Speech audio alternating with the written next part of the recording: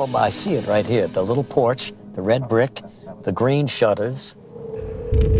I can't wait to get in there. Hello This there. has got to be Kim Russo. Kim Russo. Hi. Nice to see you. Have you been inside yet? I have not. Oh, good. Have Well, not. I haven't been in a long time. When I open that door, Yes. are you prepared for whatever we may encounter? Yes, I am. You are? Okay. Absolutely. Well, then, let's go. She's beginning to frighten me. Are you ready? I'm ready, baby. Let's go. There's a lot of stories behind these walls. Yeah, this is the stairway that we took. Excuse me 1 second. Yes. There's some sort of energy that I feel doesn't want us to go up there. See, now she looks like someone who definitely lived here. I want to actually say she's protecting, like a mom would protect if the bedrooms or the children were upstairs. Mm-hmm. And what I just said to her is, we mean no harm. We're just taking a tour. She just took the skirt of her dress and went like this, as if to say, it's okay to come up. Good. So I feel we just got the green light. All righty, so great. So let's just try it. Sure. Oof. Do you just smell that? It's like a sweet, musty odor. You know, I do. Do you smell that? I do, yeah. Like a stale cigar or pipe smoke, right? Yeah. I do hear a baby crying. Oh, God. Like in some kind of distress or having a high fever. Oh, I didn't expect this type of energy. Friendly or angry? I want to say depressed energy. Wow. Now, what's really interesting to me is there is something that I want to say is outside that window that's drawing my attention. So I need to look out there. Sure.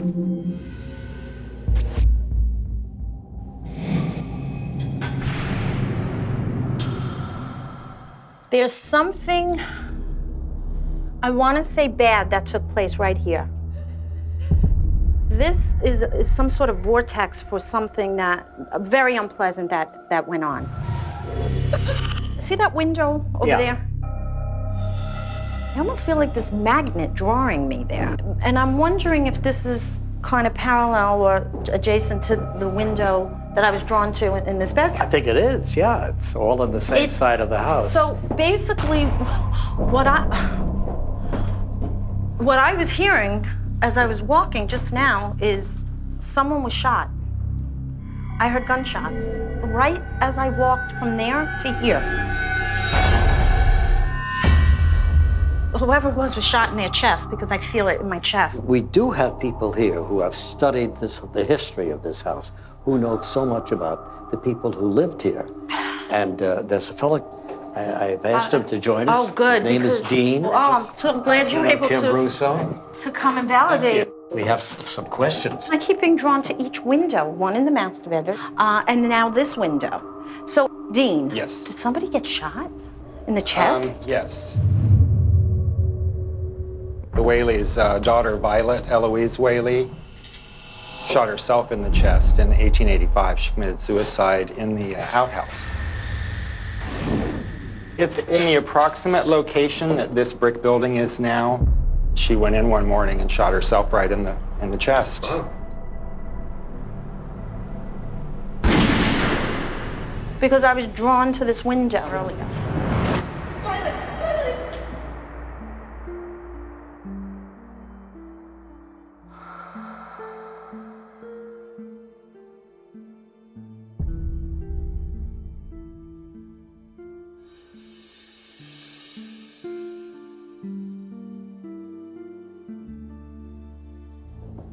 So now we get to the room where I sat one night, late night, with a friend of mine, and I saw something on the wall, and he did too.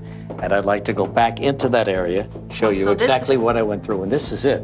This is the room. This was like the living room. And we sat over here, and it seemed to me like the couch was here, and I was sitting at one end and he was sitting at the other. And I remember the archway. I think in my original story on the show, I mentioned there was an archway. And there it is. So, There it is. And I was with a Marine friend of mine who didn't believe in any of this, but he had the patience to sit around with me, and we made a tour of the house as we just did. Wound up here, hung here, all the lights were out in the house, and I was a little intimidated by him because he said, see, I told you there's nothing. And then I saw something through that arch. I said, something's happening there. I looked over to him, and he was on the floor.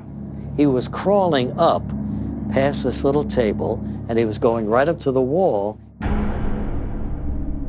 He was going to tackle the ghost. But the thing that I regret in my whole life is that I stood up with that flashlight, and like an idiot, I flipped it on, and the ghost was gone. So that's my story, and Okay. So I just trying to digest what you just said to me. And I think I have some answers for you. What if I were to tell you or ask you if that gentleman you were with, he's crossed over? yes, he has. He died a year or two ago. Okay, please. Is it true that prior to his passing, you did not physically get to say goodbye to him? Yes or no? That's true. Because what he's telling me is, you know I always hated goodbyes. He said that. You know I always hated goodbyes. Let me tell you, this man, as tough as you may say he was or tried to be a non-believer, he's singing a different tune right now to me. He's coming through with another gentleman that I do also feel is connected to you. There is a fellow with Bill. All he wants to do is usher him in and say he's safe, he's with me, and he also flew planes, okay? I may have met him along the way. He wouldn't be bringing this random man here to say hello to you if it's someone you can't identify, okay? He might have even been a commercial pilot. He might have even been a commercial pilot. Oh my gosh, can I tell you?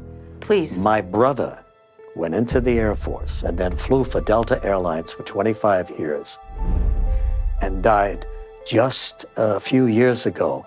And I remember he was a kid, and Bill and I were here in San Diego, Bill Rankin, and he said, I'm going to take your brother up for a plane ride. And he did, and it affected my brother so much that all he thought about was flying planes. That's fantastic. He met up. He met up. Good, great. Happy to hear that. Let me tell you, Anna, the lady of the house, she's standing in that archway still.